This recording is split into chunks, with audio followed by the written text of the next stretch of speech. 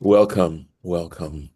Baruch atah Adonai Eloheinu melech haolam asher kitshanu b'mitzvotav v'tzivanu la'asok b'divrei Torah. Amen. So the last time we were looking at Torah Temimah, it was a very long, there was an additional area here that he was going to talk about, and I need to go back and take a look and see. We need to look at the verse that he's talking about. This is where we're here. We're reading this. This is the Torah Temimah that we started, and we got to this point here. So let's just take a look quickly and see what we're looking at here. So the portion he's talking about from Sanhedrin is Rabbi Natan Omer. Rabbi Nathan says, Kulam Lashon Lashem Avodah Zara Nikavu, that all of them were intending to practice idolatry, and that is a reference, as he's going to say, Musav al Hashalosh Kitot Hanidrish Shebidrosha Kodemet. So he says it's referring to those three groups. You may recollect back up here.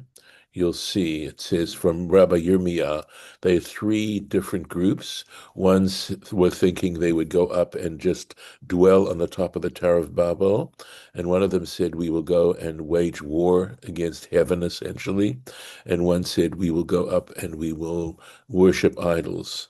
And that's what's being referred to here, where he says all of them were for the actually planning on practicing idolatry. They all intended to practice idolatry. Quick So, question. yes, of course. So it said worship the stars. Yes, Um, so does that generalize into any idols? yes, it is. It's a general statement referring to idolatry. It's an interesting, the question of idolatry, honestly, in mentioning it that specifically worshiping the stars, well, it would be like astrology. I think that might be its most direct derivation, that they believed that the configuration of stars and planets actually had an influence on their lives. And it's not that we don't. It's not that in Judaism there's no sense of that at all. It's just that we have a transcendent level which says that ultimately God shapes the planets and the stars and their courses. And that's, of course, what we say every evening when we say Hamariv Aravim, right? And we say that God, so there is a belief in the effect that the heavens have on us that sort of is represented by astrology within traditional Judaism.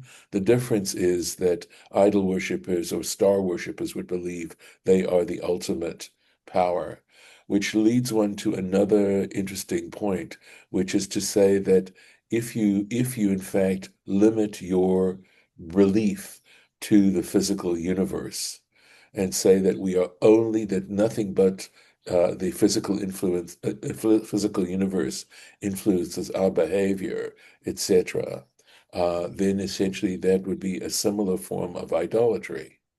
So not to believe in something transcendent, that there's something beyond that that actually is the cause, the first cause of these things even happening, that these processes are part of something that ultimately comes from a divine origin. And I was struck yesterday when we were saying the Kedusha for Musaf, where they say, that the fullness of the earth is kvodo, right? Is his glory, which actually means sort of represents the a manifestation of the divine presence. And then the next line is Ayemakom kvodo. Where is the place of his glory? That follows that question after you've just said the whole fullness of the universe represents God's presence. And I think the reason is that if you want to identify a place, you have to be able to identify what isn't that place as well. In other words, you have to be able to distinguish between what is the place and what isn't the place.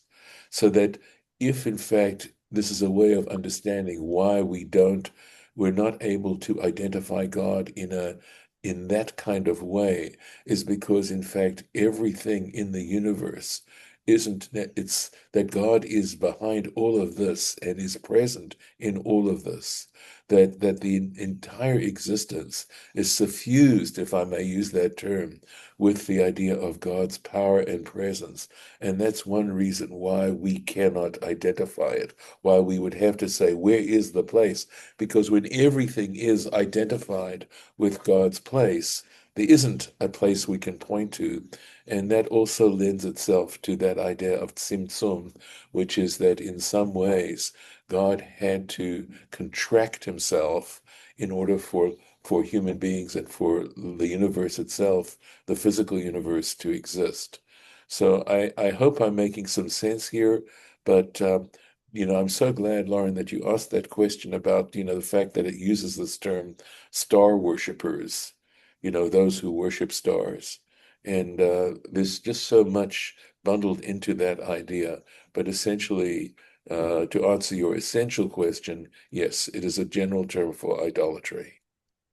It just gives us a little bit of more of an insight as to the nature of idolatry and the fact of, whether idolatry is being practiced now. So, Well, I know we're getting into not what you were doing, but it just gave me a thought that seems kind of worth saying, that your God, if God, there's a dilemma about God being behind things like idolatry and evil. mhm. But if God created nature, Yes. includes all of that. And what you're saying is doing what doesn't come naturally. So if you look at, I know there's a difference between aggression and violence and evil, but it all comes out of human nature. Hmm. And when you say doing what doesn't come naturally, that includes itself not doing evil. So when evil is done, it is people doing kind of what comes naturally to them. Yes. So I hear what you're saying, and I think I have an answer for that. So there's a statement in the tradition that says Hakol bidei shamayim chutz miyirat shamayim, that absolutely everything is under God's control except for the fear of heaven, literally, which means that the decision to accept an idea of a divine master, a divine sovereign, is something that that's the little bit of space God gives us.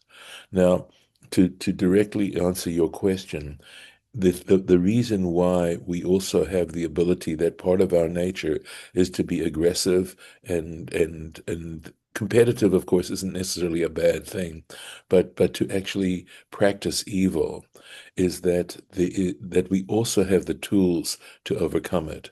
So God may place in our nature the ability to do evil, but that is part of the beauty of the Torah. In other words, that it is a tremendous tool in helping us overcome that natural impulse. But I also believe that every society has its tool and the ability to overcome that. And the truth is that is part of the very purpose of being alive. In other words, one of the very reasons, I'm not saying it's the only reason, but I think it's a terribly important reason that we gain significance to the degree that we're able to overcome our natural instincts to perform evil. And I hope I'm answering the main thrust of your question here. I have another question. What's the difference between a fetish and worship? That's a good question. I think the idea of fetish is that when we talk about fetishism, we're usually talking about physical objects. And so you can put value on a physical object beyond its own intrinsic value. So for What about example, money? say that Money. again. Yeah, absolutely. Absolutely. If look, money is important. It is very important. But when you worship money, it means, in a sense, that you will do anything to achieve as much money as possible.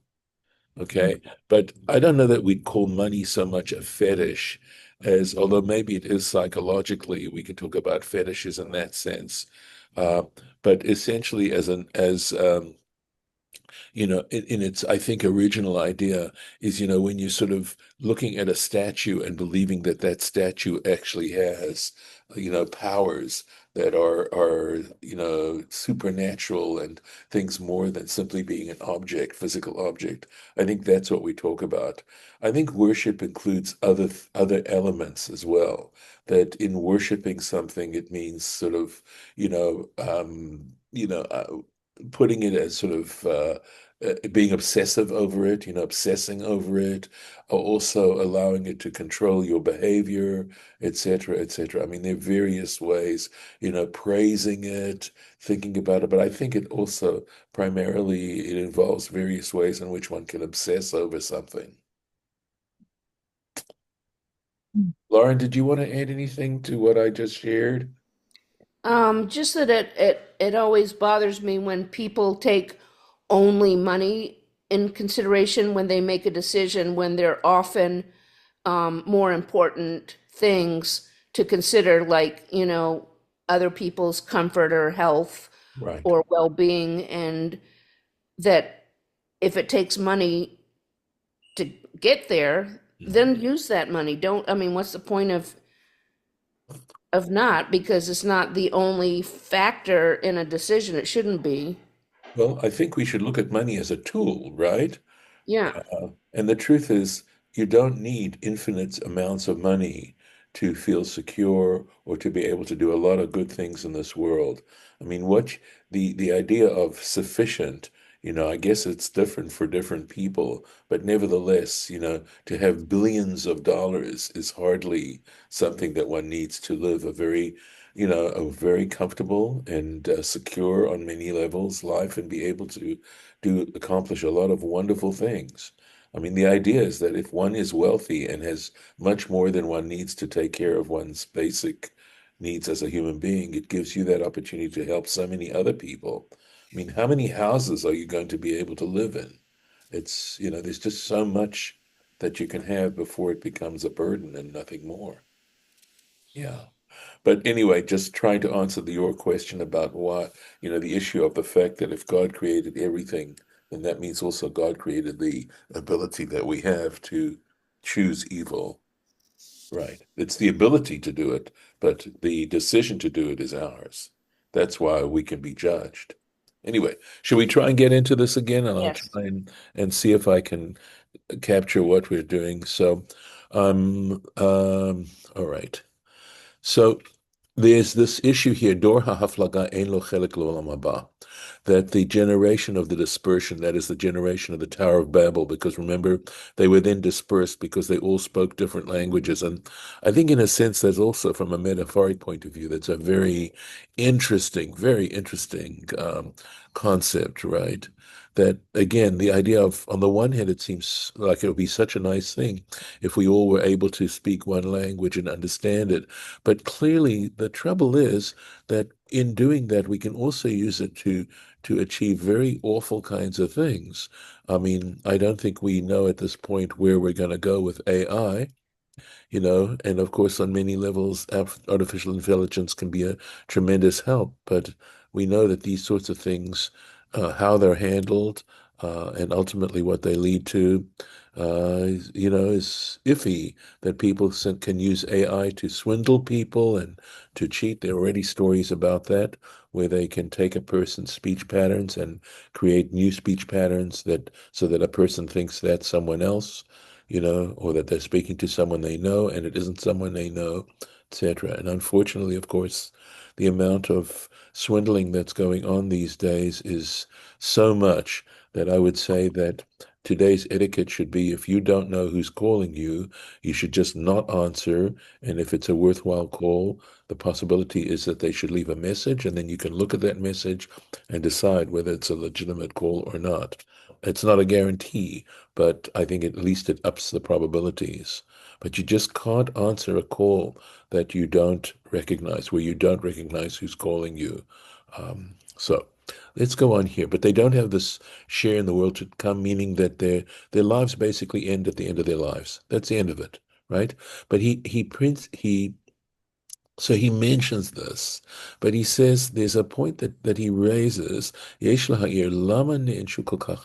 The question that he's asking is, why were they punished to such a degree? Right?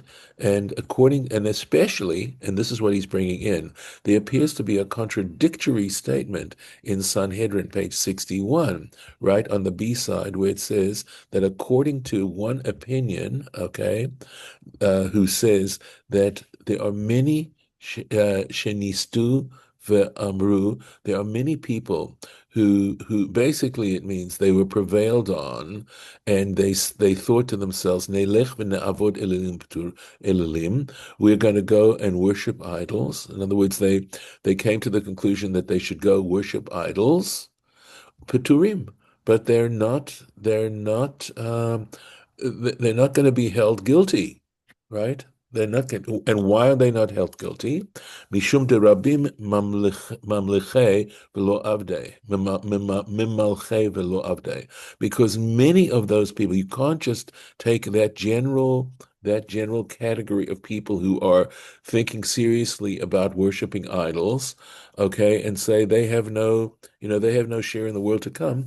Why? Because so many people do, in fact, reconsider it, and they don't worship idols. And if this is the case, kozman shelo avdu mamash, that as long as one is not actively engaged in idol worship, harei efshar lomar, it's possible that one can say, as long as you haven't actually gone and worshipped the idols, you can say od sheyachzaru, that you might, recant. You may decide not to worship idols, and you haven't yet, okay? And despite the fact, okay, despite the fact that here we're dealing with onesh, the punishment bidei shamayim, that is a heavenly punishment. This is not a human beings do not determine whether you're going to inherit the world to come or not, right? It's something that's determined in heaven. The Kame Shmaya Galia, and we're saying that God is omniscient. God knows ahead of time what we are actually going to do, okay? Ach bedavar shehabchira bidei adam, but when it comes to something where it's a person who makes the choice, bechira, where the choice is under the control of a human being, yaduahu, okay, we understand, we know, the Hakadosh Baruch Hu dan lefi mishpat ruach ha'adam, that God judges according to the spirit of a human being. Al kagon zeh, and regarding this, in other words, that God looks and knows how character, right? The Ruach Adam, we say the person's character, that in this way they said, Hakol, here we go, there's the statement I shared with you before. Hakol bidei shamayim, everything is under God's control. Everything is literally in the hands of heaven, chutz miyirat shamayim, except for the fear of heaven. V'tzarich lomar, and so one has to say, kemo shekatvu hatosafot, just as the Tosafot, right, those the grandsons of Rashi, they wrote Bechulin in the tractate Chulin, page 39a, Divrei Hamatchil, the beginning of that comment, Ritzono lomar, right? One means to say, be'inyan hashochet et habeima, for one who in fact slaughters an animal, nizrok dama, in order to cast its blood, to sprinkle its blood. That was part of the process of sacrifices. They take the blood and they'd sprinkle it on the altar. Ulahaktir chelva, and to burn its fat, in other words, to turn its fat into smoke. La'avodat elilim, for the sake of an idol, right? In order to worship idols, chayav mita. We say that if he intends to do that, right? But I think what we're talking about is that he's in the process of doing this, right? But we're saying he intends to do it. It's a capital offense. The Katvu, and they wrote, the Tosafot wrote, Delo Shayach Lomar, okay, that in this case, one cannot say, Dilma Mamalech. You can't say that in this particular case, since he slaughtered the animal, that's the point, right? You can't say at this point he's going to change his mind, velo zarik, and he won't sprinkle the blood, mishum, on account de kevan de avid maaseh sheshachat, because the fact that he actually did an act, he performed an action in that he slaughtered the animal, right? He is slaughtering that animal. Shuv lo yachzor. At that point, one has to assume he's not going to change his mind. Ad kan lashonam. So that's the end of the quote from Tosafot. Ulefize, and according to this, me'uvu'ar gan kan. So becomes clear here, shekevan shekfar hechelu bibinyan hamigdal, that because they actually started to build the tower, in other words, they had taken an action, a physical action, hane'esa l'shem avodah zarah, which was being built. All three of those groups were doing it for the sake of idolatry, shuv lo yachzuru. In this case, one would have to say they wouldn't change their minds, and so that's why God could punish them, and in that regard, to have such a serious punishment. So that's how far we got the last time. And through this and understanding what we just read and just learned about, it becomes very clear why the verse continues with the following language. Okay, this is verse 6. Vayomer Hashem, and it says Hashem, etc. Okay, v'zeh hechelam la'asot, since they have started to do this. In other words, that expression that God says they've started to do it, la'asot, to actually do it. Va'ata lo yivtzar mehem kol asher yazumu la'asot. And now that they've actually begun to do that, right? You cannot, it'll not be denied to them, literally is what this is saying, any evil that they plan to do.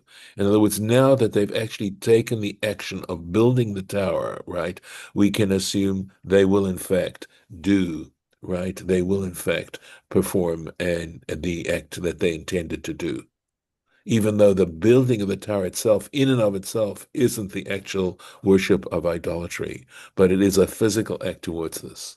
Ulefi pshuto, but according to its simple meaning, eino mevu'ar, in other words, if we didn't have this background, it wouldn't be so clear.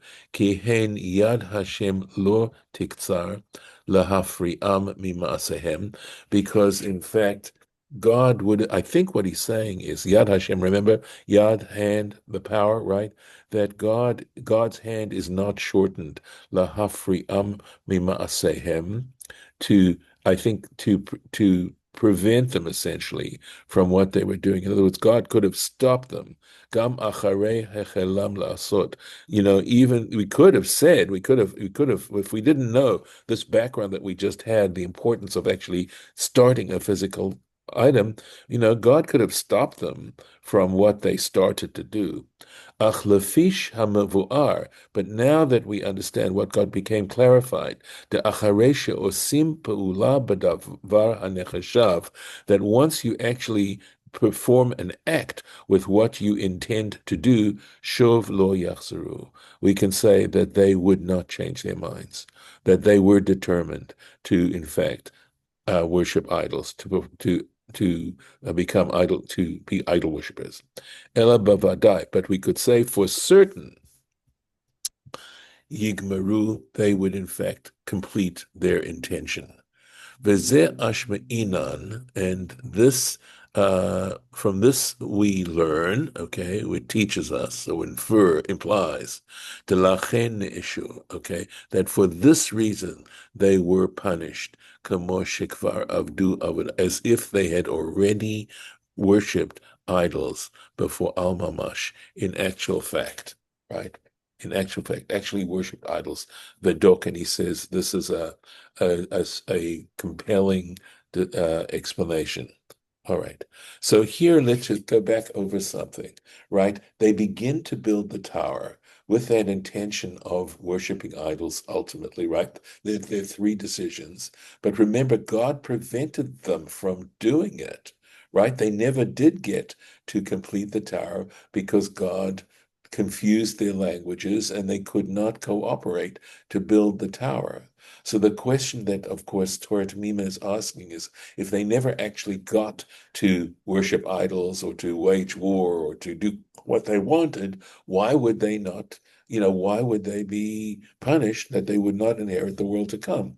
And what he's, of course, saying to us is that once a person takes a physical, makes a physical beginning to actually do what they intend, you're not gonna, the argument of, well, maybe they would change their minds doesn't happen. That possibility, that assumption, that legal, you can even say legal assumption that they might change their minds and therefore one has a reason to be merciful, okay, doesn't apply once you actually begin the process physically. Does anybody want to say anything about this at this point? Any comments on this? Well, I mean, yesterday I began something physically and then changed my mind, but Yes. are you only like referring to doing something evil? That's what it's here. It's talking about a punishment. So I think, sometimes, Lauren, we talk about legal assumptions, right? And I think that's in some ways is what we're talking about. And I think we are talking, when it's talking about punishment for here, then we're saying if you begin to do it. So we must be talking about something evil. On the other hand, we could infer something else, which is that suppose you planned on doing something really, really nice, and you took a step towards doing it, then the answer is you would also be rewarded, at least for taking that step, even if you never completed it. Right. And I don't know if that puts to mind the statement in Pirkei Avot that says, while we are not obligated to complete the work, nevertheless, we are compelled not to desist. Just because you won't finish the job doesn't mean you shouldn't start and keep trying at it and working at it, even if you don't finish it. And that's something positive. So this was neutral that I was referring to. Okay, and I won't ask you for details. It doesn't really matter. I mean, it's, Okay. No, it's trivial. okay. Right. But I think again, you're sort of looking into this like this, I think brings out some important points. It doesn't only apply to evil things, it applies to good things as well. And I think that's important because sometimes, if it's a good thing and we realize we won't, be able to complete it, we might, lose heart and not keep working at it. But the very process of working at it is something very important. So, all right, I think we're gonna have, let me see if there's not a lot here. Uh, okay, I think if it's okay with you, I'm gonna keep going. I'll do one more. Okay, let's find it. You're gonna recognize this a little bit, okay? All right. Ner da v'nivla. Let us go down and confuse. Notice the plural. Let us go down and confuse. This is where God says, this is what he's going to do when they started building the Tower of Babel. Maaseh beTalmah HaMelech. There's an incident regarding Talmi the king, King Talmi, Shekines Ayin Bet Zekanim, that he gathered together 72 elders, Vechnisan Ayin Bet Batim, and he took them, placed them in 72 homes, 72 houses, Va'amar, and he said to them, L'chol echad, he said to each one, Kitvu li Torat Moshe Rabchem, write for me the Torah of Moses, your teacher. This is the origin, of course, the Septuagint. He was telling them to provide a Greek translation for the Torah. And of course, he put them into 72 different homes and figuring that the translations would be different. And the point of the story is that, let's keep going. Natan HaKadosh Baruch Hu Eitzah B'lev Kol Echad. God put into each one's heart a suggestion, a recommendation, advice. Kol Echad, into each and every one of them, v'hiskimu kulam, and they all agreed, ladat echad, lade'a echad, they all had the same idea, even though they didn't talk to each other, they weren't allowed to talk to each other. That's the idea of them putting into separate homes. V'katfu lo, and here they wrote, Hava erda ve'avle, let me, indeed, or I will go down and I will confuse, right? Whereas the Hebrew says, let us go down and let us confuse.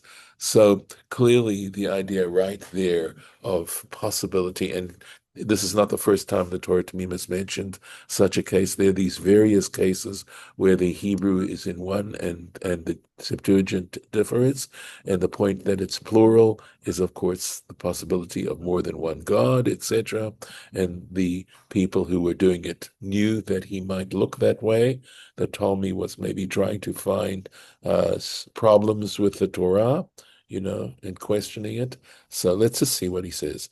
Uma dichtiv be'emet belashon rabim. But Torah Temimah is saying, well, but wait a second, it's still written in the plural, right? Let us, hu mishum demiderech hagdolah v'akavod. He says in general, right, that out of a way of greatness and honor, kahu, that is common.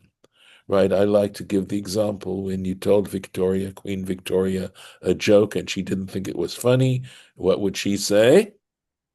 We are not amused. Correct. She'd say, we are not amused. She would not say, I'm not amused.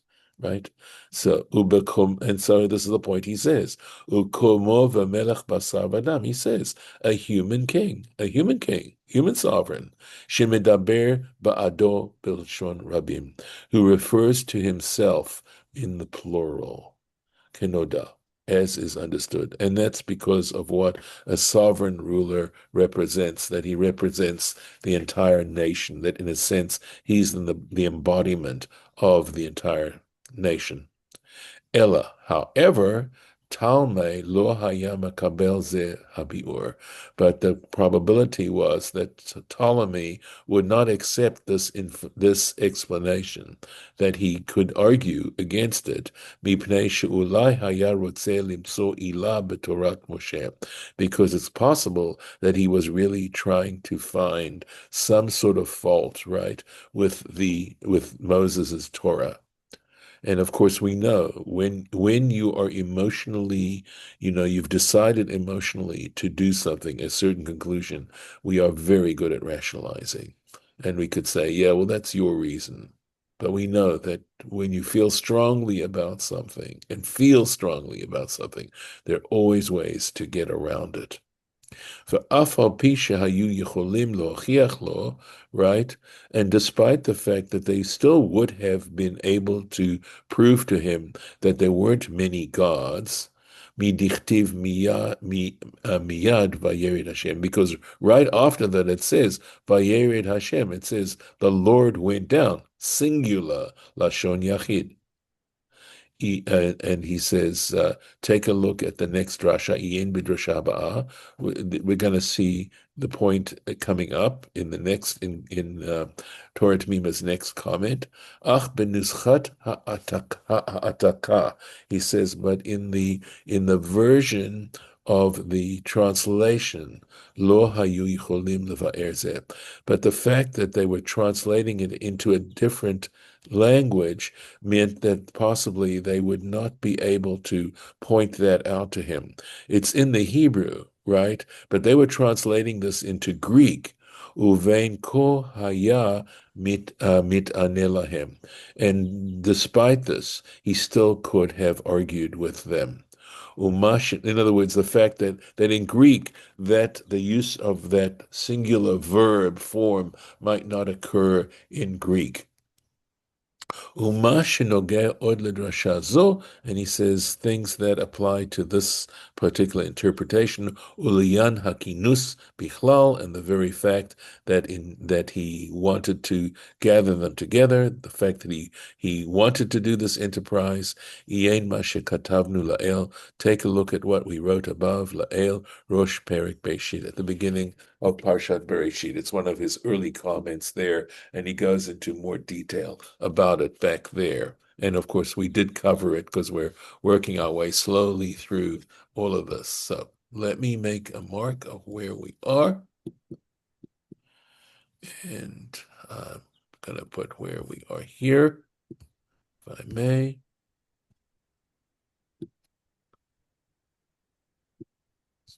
Down here for next time. Okay. So, and I'll mark the page, bookmark it, and stop the share. Okay. And any comments before I stop the recording?